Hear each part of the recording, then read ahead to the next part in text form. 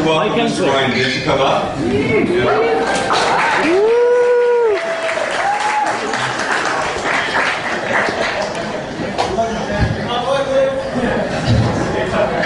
Alright, let's get a little bit of applause. Maybe you guys work a little bit.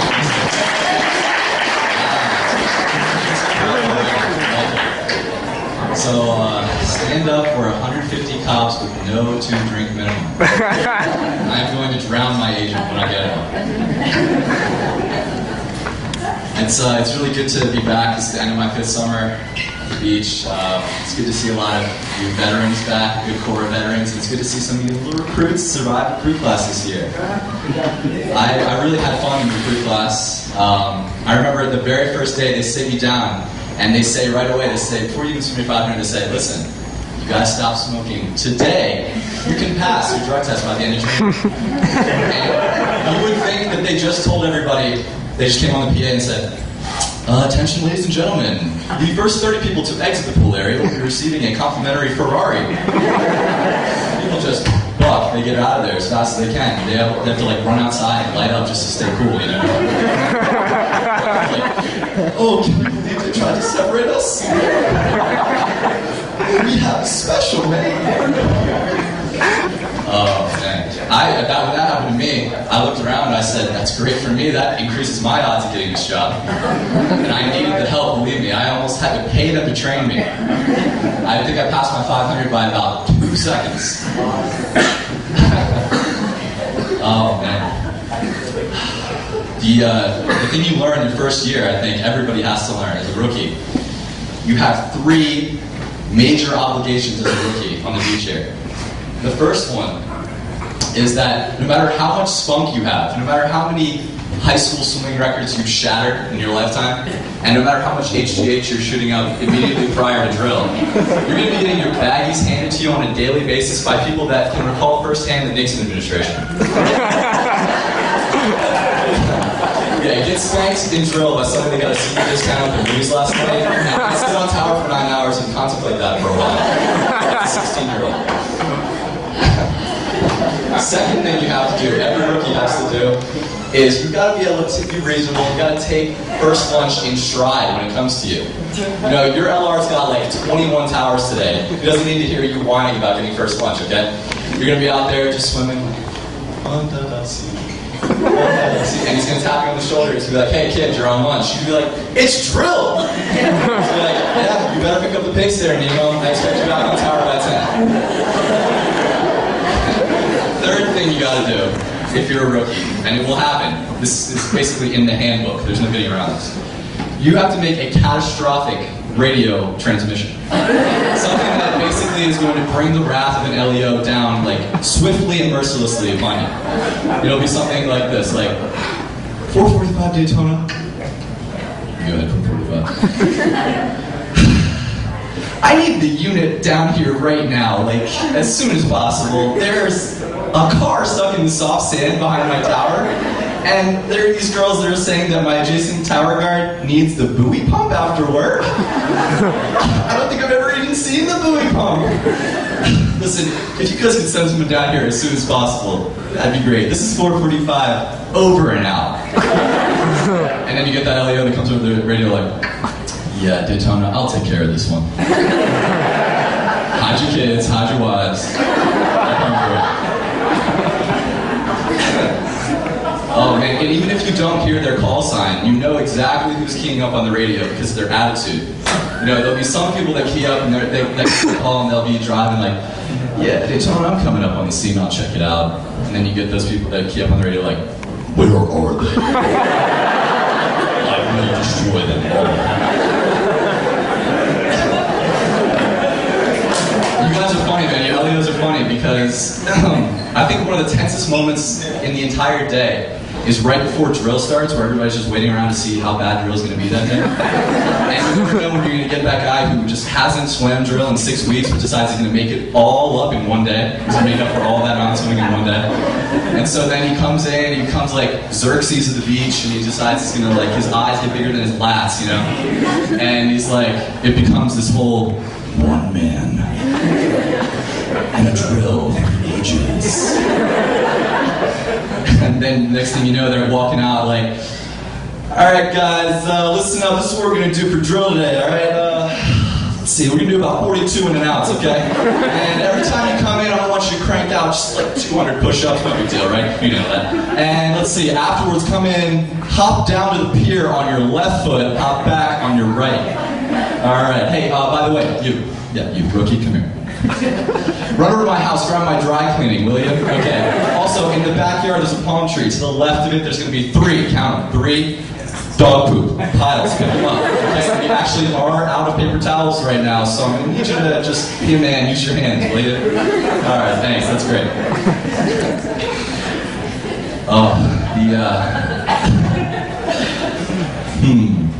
I think that the real, funny thing in drill is that there's 5 people that take it really seriously. They just go all out every time they're there. And 25 people who just could not care less.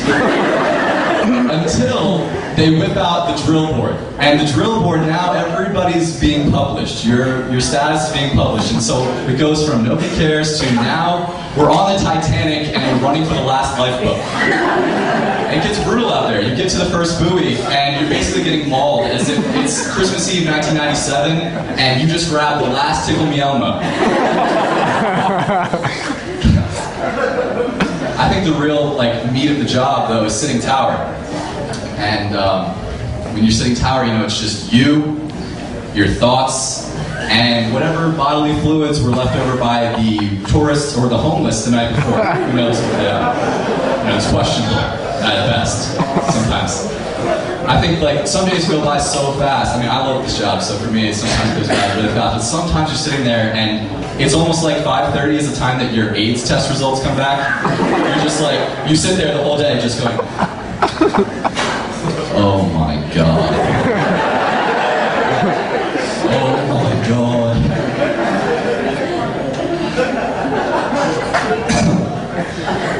I think one of the worst days you can have though is when you're sitting tower and there's just dark clouds rolling in the entire day, but you never go on red light. This is for me, this is like being in your doctor's office waiting room and you're sitting there for 8 hours, if that wasn't bad enough, but the guy next to you is just geared up to sneeze the whole time. He's just you're just whoa, sneeze already. And if we actually do go on red light, we clear our bathers, we put the towers high, you guys are familiar with the show. Then we are sitting there waiting out the storm. Whoever it is that calls us off of red light, when we go 10 out of 8 red light, you are immediately everyone's greatest enemy. I really don't care who you are. I don't care if you just performed life-saving CPR on an entire fleet of infant foster children. Everybody hates you at that moment. And red light is good when we get it, but suddenly I remember my lines. Okay, I get it if you're 3 years old and you just came to the beach for the first time, you're frolicking in the ocean, you're just having the time of your life, having a blast. But why is it, you're going to let out a little scream, that's fine, but why is it that I always get the 30-plus-year-old people that decide they need to be screaming their heads off in knee-deep water all the time, help me, to their friends? Listen, I don't need to be confusing that for somebody who actually needs some help, okay? We get it. You're excited that you got promoted to assistant manager of Taco Bell. I understand. You're stoked that Clay Aiken won season 3 of American Idol. I get it. People in your state just got the internet. Really. Try to save those screams for when those sharks that you're also worried about are ripping you limb from limb in front of your extended family. Oh man, it's really scary sometimes though. The scariest day I ever sat tower, I was sitting 337. July 4th, and it was completely packed. This is my rookie year. Completely packed, huge waves, huge rips, and don't you love when people come up to you and just tell you how to do your job? It just is great, You should do that while you're getting a lobotomy, to your neurosurgeon. But so this girl comes up to me, she goes, I saw a little boy out there a while ago, but now I don't see him no more. And then she just walks away. So I'm like, thank you. Thank you, very assistant lady, okay? Now I can spend the next 5 hours of my life sitting here scanning the same 15 feet of water, reciting my rosary, and ready to hang myself every time a single lady 7 gets called in. Thank you very much for that. Oh, I'm not done. Hold on. You're almost out of this. I'm almost out of it.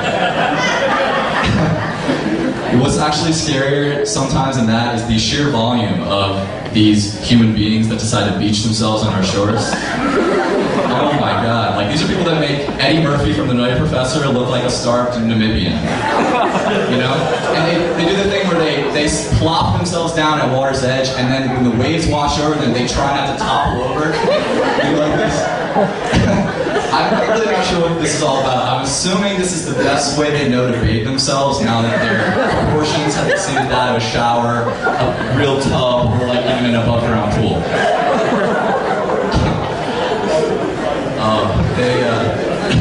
Then there's those people that are somewhat salvageable. Their physique is somewhat salvageable, possibly, but they decide they're going to wait until they've unpacked the minivan, lathered up the kitties, and cracked that manly light beer to start to take a grasp of their physical fitness plan. You know, then you get to see these people barefoot with their board shorts on, jogging, if you'll call it jogging, down the beach, smoking a cigarette, and hitting a can of mayonnaise just under their arms, every 20 yards, just scooping with a spoon, oh. And hold on a second, side of the room that likes mayonnaise. I like mayonnaise too, okay? Just not with my tobacco products and my exercise routine.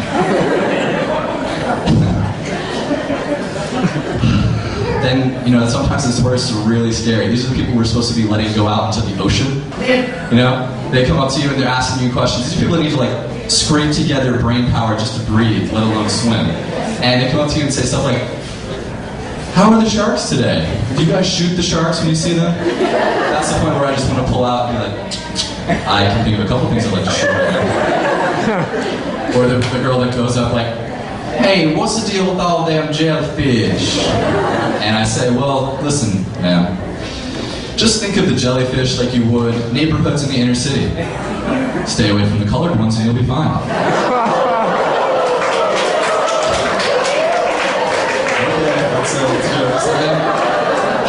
I like when we go 10-7 and you blow your whistle and you spin your flag and someone comes sprinting over right away and you're like, "Does that mean that's a symbol that you saw a shark?" That's when I go, "Yeah, it is huge, and that's why I'm getting the hell out of here while I can." Naturally, I figured that the best way for me to escape with my life would be to drag this 300-pound tower behind me across the traffic lane and into the soft sand. Enjoy your evening.